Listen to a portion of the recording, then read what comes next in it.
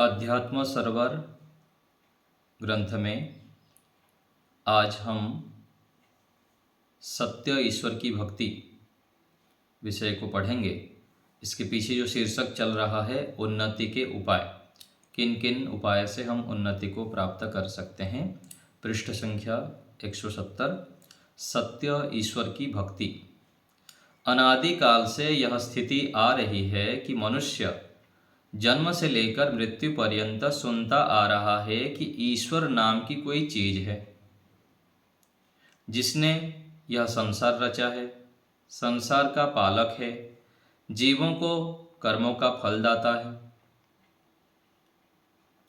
आनंद आदि देने वाला वह ईश्वर ही जानने योग्य, प्राप्त करने योग्य है। इस प्रकार की शिक्षा विचार को प्रत्येक मनुष्य बचपन से सुनता आ रहा है।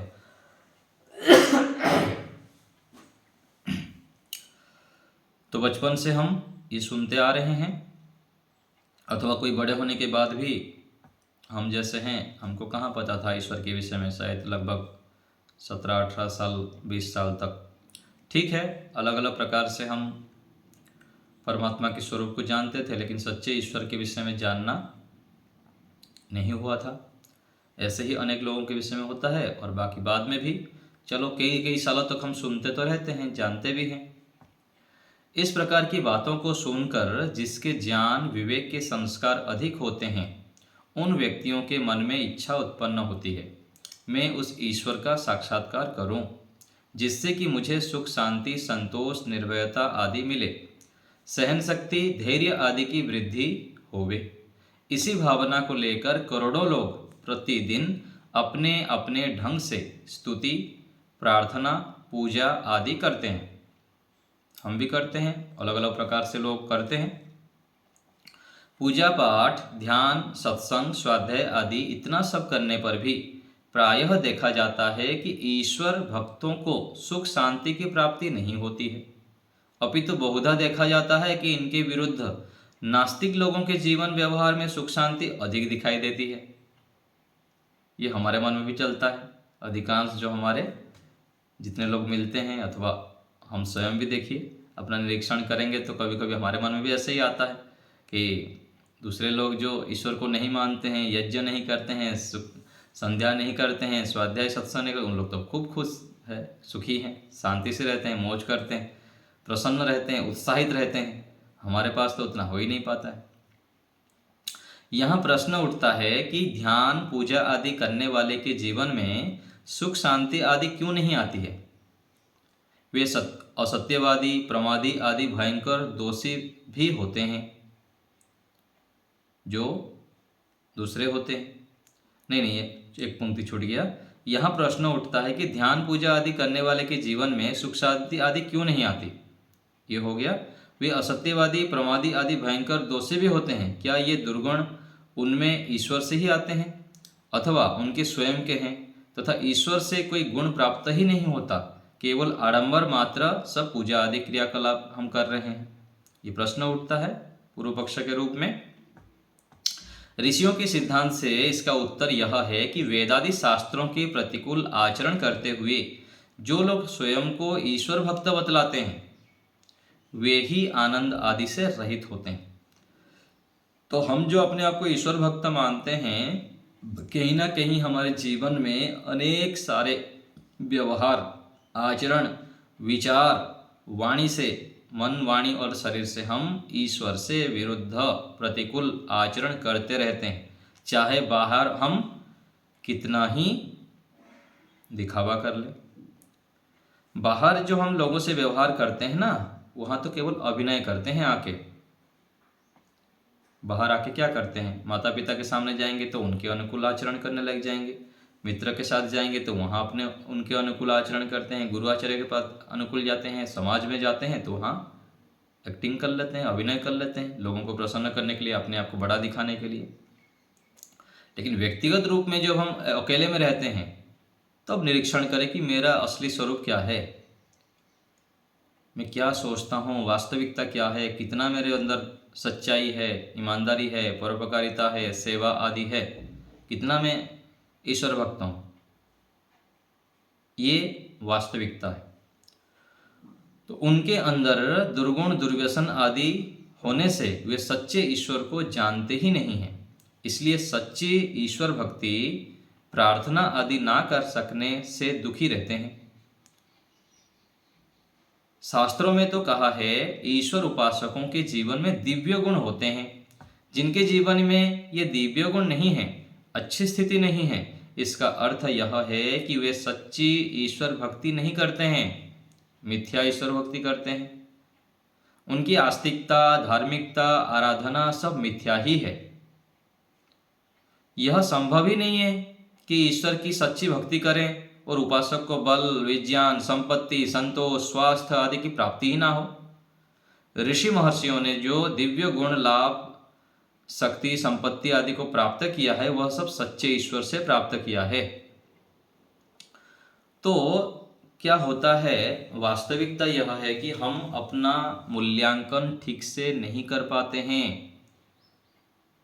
कई बार हम जब देखते हैं यहाँ पर शिविरों में लोग आते हैं अथवा ब्रह्मचारियों को, आचार्यों को हम देखते हैं अपने बुद्धि के अनुसार, तो पता लगता है कि ये तो संध्या, उपासना, ध्यान सब करते हैं, लेकिन कुछ कुछ जगह पर ऐसे ऐसे इंद्रियों के दासत्वों में बंधे रहते हैं, बेड़ियों में बंधे रहते हैं, इसके कारण से उठ नहीं पाते हैं।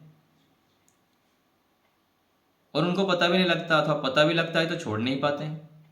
कितने जन्मों के संस्कार होता है और इसी जीवन में भी कितनी सारी स्थितियां से गुजर के आते हुए रहते हैं। कैसे माता पिता मिले, कैसे परिवेश मिला, कैसे मित्र साथी मिले, स्कूल में कैसे साथी मिले, टीचर्स कैसे मिले, और छोटे से आय से कैसे कैसे वो आदतों को इकट्ठा किए, कहाँ कहाँ से क्या क्या सब संस्कार डाले हैं। इतना तो सर पीछे का बैकअप रहता है ना। चाहे चाहे 30 साल हो गया, 30 साल से वो 25 साल की उम्र में आए हो घर छोड़ के, मान लीजिए गुरुकुल में, तो 25 साल को जो कचरा इकट्ठा करके लाए, ये क्या, ये जो 5 साल में है सारा साफ हो जाएगा क्या?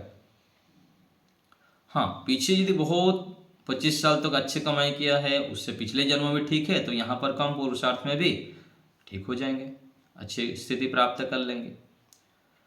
तो इन सब बातों को ध्यान देनी होती है किसी को हम आकलन करते समय। किसी व्यक्ति को हम जो मूल्यांकन करते हैं कि व्यक्ति से ये होना चाहिए, इतना तो इसका होना ही चाहिए, ऐसे इसको करना चाहिए, तो हम तो मान लिए अपने बुद्धि के आधार पर, लेकिन उस व्यक्ति की स्थिति किस किस परिस्थिति से वो गुजरा है, कैसे माता पिता मिले, कैसे टीचर्स मिले, कैसे मित्र मिले, कैसे वातावरण मिला, कैसे खान पान रहा, खान पान वगैरह भी तो बहुत फर्क रहा, और व्यक्ति कितनी पुरुषार्थ किया है पीछे, आदि आदि सब उसके स्थिति पर जब हम रह के विचारेंगे तो पता लगेगा कि क्या उनसे हमको अपेक्षा रखनी चाहिए। हमको मान लीजिए अच्छे माता पिता मिल गए, गुरु आचार्य अच्छे मिल गए, हम मेहनत अच्छे किए, पूर्व जन्म के संस्कार हमारा अच्छा था, आदि आदि कारण से हम अपने आप को बड़ा मानते हैं कि मैं बहुत अच्छा हूँ, ये तो बहुत गंदा है, इसको ऐसा होना चाहिए, उसको ऐसा होना चाहिए।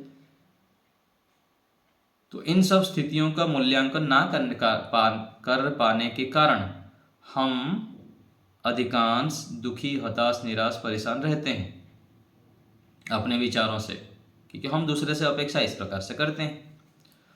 तो ये सब स्थितियां हैं। और दूसरा, अपने ऊपर भी हम घटनाएं, यहाँ जैसे कहा गया कि हम ईश्वर भक्ति कर रहे हैं, ध्यान, उपासना, यज्ञ आदि 20 सालों से, 30 सालों से कर रहे हैं, लेकिन हमारे जीवन में दिव्यता नहीं आ रही है, हमारे परिवार में दिव्यता नहीं आ रही है, हमारे बच्चों के ऊपर दिव्यता नहीं आ रही है, बच्चों के जीवन में, तो कहीं ना कहीं कमी तो है, उसको ढूंढना पड़ेगा।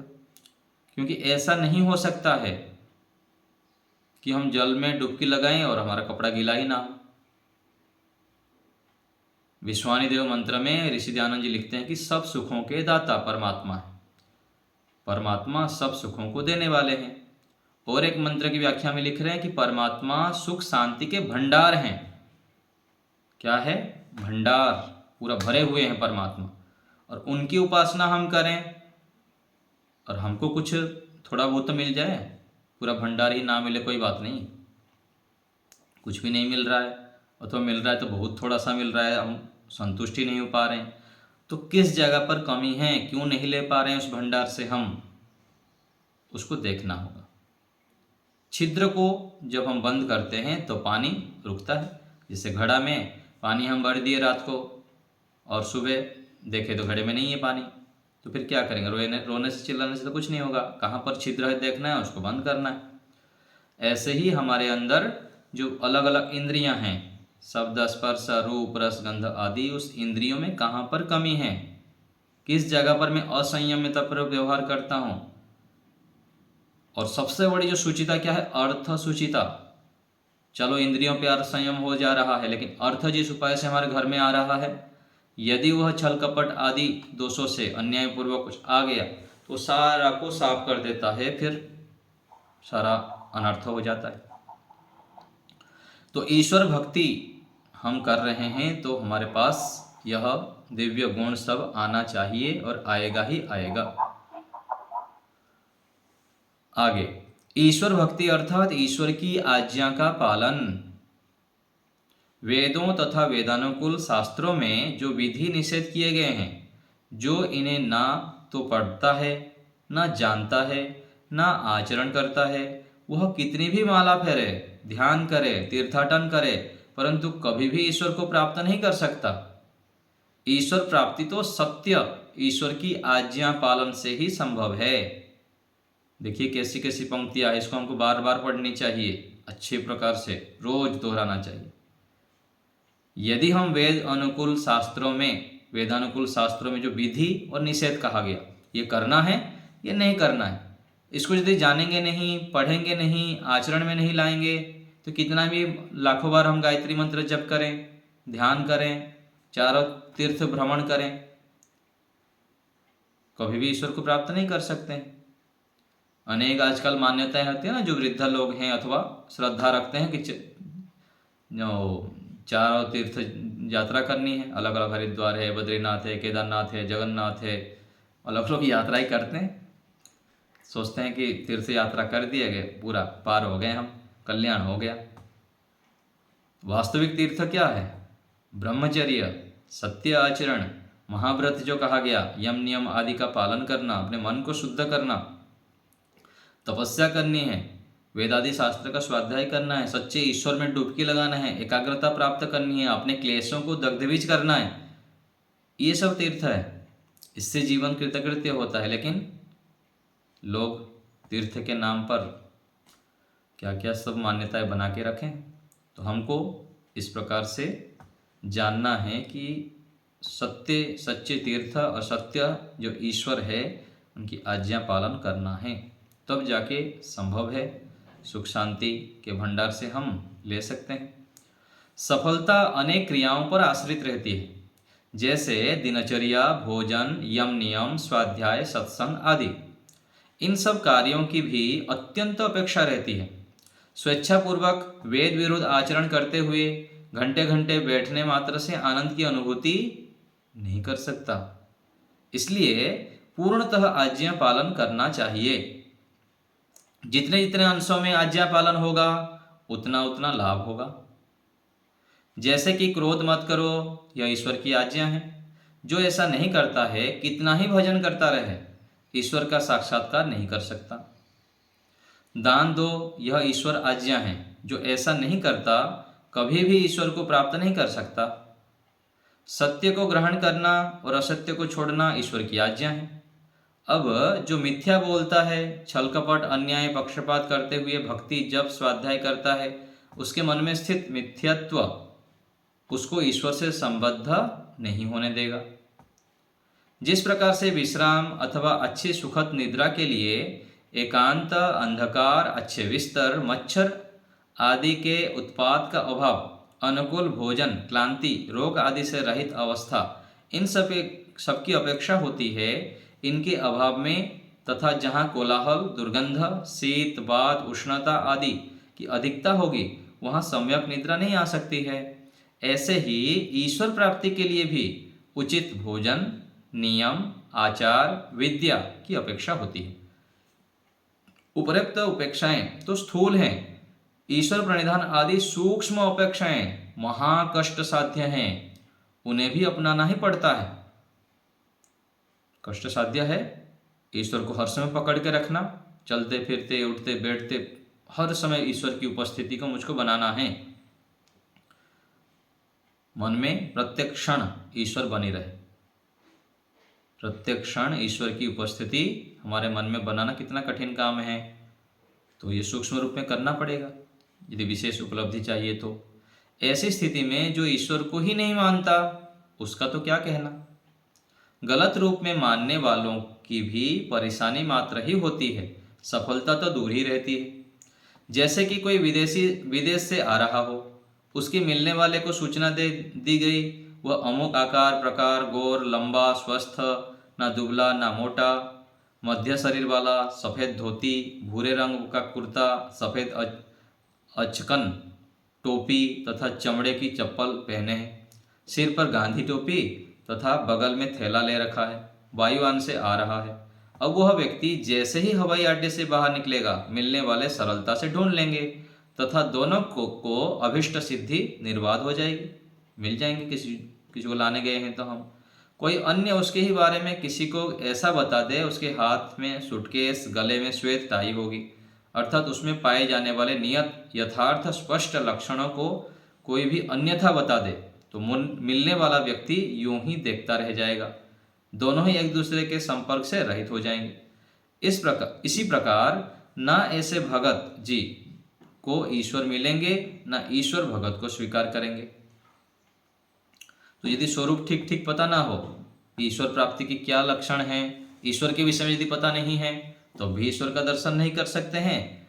और ईश्वर किसको स्वीकार करते हैं, जो कहा गया ना, न अयम आत्मा प्रवचनेन लभ्यो न मेधया न बहुना श्रुतेन यमेव वृणुते तेन लभ्यस्तस्यैष आत्मा विवृणुते तनुम स्वाम। ये जो परमात्मा है ना अधिक सुनने से मिलते हैं, ना अधिक प्रवचन कर देने से मिलते हैं, ना अधिक जो बुद्धिमान है, बहुत सारे शास्त्रों को कंठस्थ कर देता है, जल्दी जल्दी याद कर लेता है, अपनी चतुराई से सबको प्रसन्न कर लेता है, और बहुत सारे कलाकार हैं, क्या ऐसे व्यक्ति को मिल जाएंगे क्या? ना। कहा गया यमेव वृणोते, जो जिसको परमात्मा स्वीकार कर लेते हैं वही परमात्मा को जानता है, जान पाता है। तो हम जब ईश्वर के अनुकूल आचरण करते हैं तो ईश्वर भी अपना दर्शन किए बिना रह नहीं सकते हैं। दूसरे अर्थ में हम ऐसे भी कह सकते हैं, क्योंकि जो योग्यता है धर्मात्मा, योगाभ्यासी और विद्वान, आया ना इसमें यजुर्वेद के 40वें अध्याय के मंत्र में आता है कि कौन ईश्वर के दर्शन कभी भी कई करोड़ों जन्मों तक नहीं कर सकता है। जो ईश्वर को चलता फिरता मानता है, तदेय जति तन्नेय जति तद दूरे तद्वंतिके, इस मंत्र के भावार्थ में ऋषि दयानंद जी लिखते हैं कि जो ईश्वर को हिलता डुलता मानता है, इधर उधर ढूंढता है, ऐसे व्यक्ति को, जो ऐसे अज्ञान से युक्त है, उसको करोड़ों जन्मों तक ईश्वर प्राप्त नहीं होते हैं। और ईश्वर किसको प्राप्त होते हैं? जो धर्मात्मा हैं, विद्वान हैं और योगी हैं। योगाभ्यासी होना पड़ेगा। ऋषि दयानंद जी लिखते हैं 11वें समोल्लास में एक वेद मंत्र देते हुए, उस वेद मंत्र में कहा गया कि अतप्त तनुर न तदामो अश्नुते, परमात्मा का जो श्रेष्ठ सुख है, आनंद है, किसको मिलता है और किसको नहीं मिलता है? जो अतप्त तनु है, जो अपने शरीर को तपाया नहीं है अग्नि की भट्टी में, यम नियम के भट्टी में जो तपाया नहीं है, सत्य धर्म न्याय आदि आदि जो आचरण से जो अपने आप को तपाया नहीं, ऐसे व्यक्ति को ईश्वर नहीं मिलते हैं। और योग दर्शन में कहा गया न अतपस्विनो योगः सिद्ध्यति, जो तपस्वी नहीं है उसकी योग की सिद्धि होती नहीं है। तो ईश्वर को प्राप्त करना है तो योगाभ्यासी बनना होगा, विद्वान और धर्मात्मा, 3 योग्यता चाहिए। तो ऐसे व्यक्ति को ईश्वर मिलते हैं। आज जो लोग ईश्वर के असंभव स्वरूप को ही दृढ़ता से बताते तथा मानते चले जा रहे हैं, ईश्वर का रूप आकार भार मान रहे हैं, ईश्वर को मूर्तिमान, अच्छे सजे धजे वस्त्र, आवेष्टित पत्नी पुत्र सास ससुर, खेती उद्यान कारखाने वाला, ना जाने किस किस से युक्त मान रहे हैं, ऐसे लोगों को करोड़ों वर्षों में भी ईश्वर प्राप्ति संभव नहीं है। होगी भी कैसे, जब इस प्रकार का ईश्वर है ही नहीं। जैसा ईश्वर है वैसा प्राप्त करना नहीं चाहते, जैसा नहीं है वैसा प्राप्त करना चाहते हैं। यह रेत में से तेल निकालने के समान ही है। जो सर्वव्यापक निराकार ईश्वर को एक देशी साकार मान बैठा है, वह कैसे ईश्वर को पाएगा, प्राप्त कर सकेगा? सत्य ईश्वर को जानने वाला ही ध्यान भजन आदि करता हुआ उसको पाने में समर्थ हो सकता है, अन्यथा नहीं। इसलिए भक्ति से पूर्व यह ज्ञान आवश्यक है कि जिस ईश्वर को हम भज रहे हैं वह ठीक है भी या नहीं। असली बंदूक के स्थान पर नकली बंदूक को अपनाकर रणक्षेत्र में पराजित तो नहीं हो जाऊंगा। भौतिक दृष्टि से संसार अति बुद्धिमत्ता को प्राप्त हो गया है, परंतु आध्यात्मिक विषय में कोरा ही है। कोरा कागज बोलते हैं ना। वैज्ञानिक भी ईश्वर, मन, सृष्टि, कर्तव्य आदि विषयों में भ्रांत है। इन सबको भी क्षणिक नश्वर भौतिक सुख प्राप्ति संभव है, किंतु ऋषियों को प्राप्त दिव्य सुखों से ये वंचित ही रहेंगे, कितना भी कुछ कर लें। मन को एकाग्र करना, जितेंद्रिय बनना बहुत कठिन है। कोई बिरले होते हैं, कई करोड़ों में एक मिलना भी मुश्किल है। जितेंद्रिय हो, अपने शरीर, मन, बुद्धि, इंद्रियों के ऊपर नियंत्रण हो। भौतिक रूप से कितना कुछ समृद्ध हो जाए, कितना पद प्रतिष्ठा प्राप्त कर ले, लेकिन मन पर विजय प्राप्त कर लेना, इंद्रियों पर विजय प्राप्त कर लेना, शरीर को बलवान बनाना, आहार, निद्रा, ब्रह्मचर्य आदि को व्यवस्थित ढंग से करना, ये तो कोई विरला ही होते हैं। कोई मनुष्य उस ईश्वर को माने या ना माने, उस सत्य ईश्वर की उपासना करे या ना करे, ईश्वर से कुछ प्राप्ति की कामना करे या ना करे, उसके प्रति श्रद्धा, निष्ठा आदि रखे या ना रखे, किंतु प्रमाणों से सिद्ध है कि ईश्वर ब्रह्मांड का निर्माता है, रक्षक आदि है। अनादिकाल से जीव मात्र का हित करता आ रहा है तथा करता रहेगा। यहाँ यह सिद्धांत ध्यान में रखना चाहिए कि किसी के मानने ना मानने से किसी वस्तु का होना और ना होना निर्भर नहीं करता है। जो है वह रहेगा, जो नहीं है वो नहीं होगा। अभाव का भाव तथा भाव का सर्वथा अभाव नहीं होता है। संसार में करोड़ों लोग ईश्वर को नहीं मानते हैं, अरबों लोग होंगे जो ईश्वर पर विश्वास नहीं करते हैं, किंतु उनके ना मानने या विश्वास ना करने से ईश्वर में कोई अंतर नहीं पड़ता है। यदि पृथ्वी पर रहने वाले सारे मनुष्य घोषणा कर दें कि ईश्वर नहीं है, तो ईश्वर का अभाव नहीं हो सकता है। ईश्वर अपने स्वरूप में यथावत विद्यमान रहेगा। तो ईश्वर के विषय में जानने के लिए हमको तड़प होना चाहिए कि वो जो ईश्वर के विषय में सारे वेदादि शास्त्र कितने ऊंचे स्वर से गान करते हैं। ऋषि दयानंद जी के ग्रंथों को हम पढ़ें, पदे पदे इतनी ईश्वर भक्ति, भगवान कितनी उनके अंदर ईश्वर के प्रति श्रद्धा, विश्वास। तो हमें भी उस ईश्वर को जानना है, ऐसी हमारे अंदर तड़प लगन होना चाहिए। इसलिए भक्ति करने वाले अर्थात आध्यात्मिक व्यक्ति के लिए आवश्यक है प्रथम चिंतन, मनन, श्रवण आदि से ईश्वर के सच्चे स्वरूप का निर्णय करें। पहले मस्तिष्क में ईश्वर का सही स्वरूप बैठ जाना चाहिए। भक्ति, ध्यान, उपासना इससे आगे की बात है। पहले ईश्वर का स्वरूप हमारे मन में बैठ जाए। अभी तो गौण रूप से हम केवल मानते हैं, अच्छे से कहाँ बैठता है हमारे मन में। बैठ जाए तो बेड़ा पार हो जाए। पहले ईश्वर की सच्चे स्वरूप हमारे मन में बैठ जाए, फिर आगे उनसे जो लेना है आगे की बात है। यदि ईश्वर नाम की वस्तु ना होवे तो इस संसार का पता भी ना चले। ईश्वर के ज्ञान, बल, पुरुषार्थ के कारण ही ये वृक्ष, वनस्पति, पशु, मनुष्य, पृथ्वी, सूर्य आदि अपनी सत्ता में आ पाते हैं। इन पदार्थों में स्वयं एक विशिष्ट क्रम में अवस्थित होकर जीवों के उपभोग्य के रूप में खड़े होने की कोई सामर्थ्य नहीं है।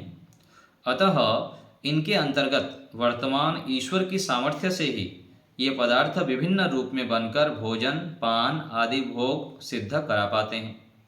यदि ईश्वर ना हो तो हमारा यह शरीर भी नहीं बन सकता, अकस्मात बन नहीं सकते।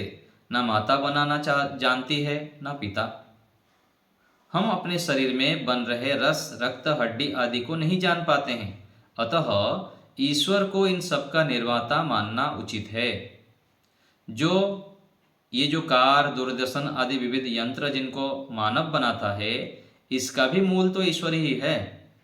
उसके ही दिए ज्ञान, चक्षु तथा पदार्थों को लेकर मानव उसकी रचना कर पाता है। प्रमाणों पर विश्वास होते ही वस्तु सरलता से सिद्धि हो जाती है। प्रमाण सिद्ध ईश्वर विश्वास अर्थात रक्षक, पोषक, कर्मफल प्रदाता आदि ज्ञान निश्चय होने पर उसकी सिद्धि निर्बाध हो जाती है।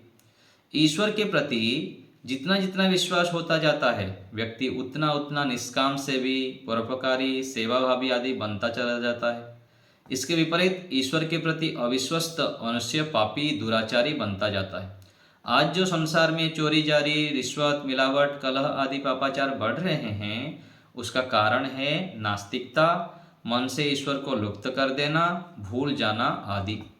यदि ईश्वर की सत्ता ना माने तो क्षण भर में पाप कर सकते हैं। क्या कहा गया? यदि हम ईश्वर की सत्ता को नहीं माने तो क्षण भर में पाप कर सकते हैं, और पाप कर भी रहे हैं हम। जितना जितना हम ईश्वर को भूले रहते हैं,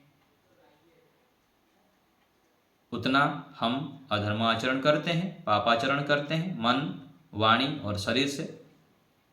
इसलिए तो भजन की पंक्ति आपको सुनाता हूं ना, तुम्हें भूल कर हम इस जग में बनते अपराधी, पग पग पर तुम करते उद्धार परम प्रभु, तुम सम कौन उदार, तुम सम कौन उदार परम प्रभु, तुम सम कौन उदार। तो क्या कहा गया? जितना इतना हम परमात्मा को भूले रहते हैं, तुम्हें भूलकर हम इस जग में बनते हैं अपराधी पग पग पर। जितना हमारे से अन्याय आचरण, गलत आचरण होता है, उसके पीछे परमात्मा की उपस्थिति को भूल जाना, परमात्मा की आज्ञाओं को स्वीकार नहीं करना, परमात्मा की उपासना से रहित हो जाना, उनसे उनकी आज्ञा के विपरीत आचरण करना, ये सब है। जितना इतना हम ईश्वर की आज्ञा के अनुकूल, वेद की आज्ञा के अनुकूल चलते हैं, उतना हमारे से पाप, दुराचार आदि नहीं होते हैं। तो इस रूप में हमको विचारना चाहिए। इसलिए भले व्यक्ति को प्रथम ईश्वर की सत्ता का परिज्ञान करना चाहिए। जो श्रेष्ठ व्यक्ति हैं उनको पहले क्या करना चाहिए? बुद्धिमान व्यक्ति को, साधक व्यक्ति को ईश्वर की सत्ता का परिज्ञान करना चाहिए। पुनः जप आदि के लिए प्रयत्न करना चाहिए। वह ईश्वर देखता है, सुनता है, जानता है, उससे छुपाकर हम कुछ भी नहीं कर सकते हैं, ऐसा दृढ़ विश्वास होना चाहिए। दृढ़ विश्वास, मोटे मोटे रूप में नहीं। मोटे मोटे रूप तो हम बहुत प्रवचन कर लेंगे, बहुत ईश्वर की सिद्धि कर लेंगे, बहुत कुछ है। दृढ़ विश्वास की स्थिति बनना बहुत मुश्किल है। घुट घुट के पीना पड़ेगा। जैसे वो खाते हैं ना, व्यायाम करने वाले हरियाणा में बताते हैं, रगड़ रगड़ के पूरा बादाम को पूरा घिस के व्यायाम करने वाले, कुश्ती करने वाले खाते हैं। ऐसे ही हमको ये विश्वास दृढ़ बनानी पड़ेगी कि परमात्मा की उपस्थिति को, कि ईश्वर हर समय मुझे देख, सुन, जान रहे हैं, उनसे छुपकर मैं कोई भी कार्य नहीं कर सकता। लाखों बार आवृत्ति करनी पड़ेगी, कई लाख बार आवृत्ति करनी पड़ेगी, तब बुद्धि में बैठेगा। नहीं तो पदे पदे हम मस्ती करते हैं, इधर उधर की बातों में लगते हैं, अनावश्यक कार्य करते रहते हैं, ईश्वर को भूल जाते हैं। फिर माता पिता के समान उस पर विश्वास होना चाहिए। ईश्वर भक्ति से आध्यात्मिक बल की प्राप्ति होती है। जैसे धन से निर्भीकता, रक्षा आदि प्राप्त होती है, वैसे ही ईश्वर से अद्भुत आध्यात्मिक धन की प्राप्ति होती है, केवल स्वर्ण आदि की ही नहीं। तो ईश्वर से अद्भुत आध्यात्मिक धन की प्राप्ति होती है, अद्भुत, जो हम कल्पना नहीं कर सकते हैं। इतना सुख मिलता है परमात्मा के सानिध्य में बैठने पर। लेकिन लंबे समय तक पुरुषार्थ करनी होगी, तब जाके हम इसको प्राप्त कर सकते हैं। तो आज यहीं रखते हैं और थोड़ा सा बचा है, कल आगे देखेंगे इसको।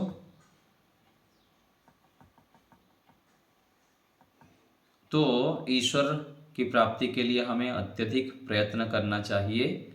तो आगे एक योजना में बना रहा हूँ, ऐसे कुछ कम लोगों को लेके छोटा सा शिविर करने के लिए, जिसमें कि पूर्ण मौन और ईश्वर से संबंधित जो प्रकरण हैं उसको लेकर ईश्वर की भक्ति कैसे बढ़ें उसको लेकर योजना चल रही है। जो शिविर में भाग लेंगे उसको घर में क्या क्या प्रस्तुति करनी पड़ेगी, क्या क्या पढ़ के आना पड़ेगा, यहाँ आने के बाद कितने कठोरतापूर्वक मौन आदि का पालन करना होगा, ऐसे करके कुछ एक योजना है।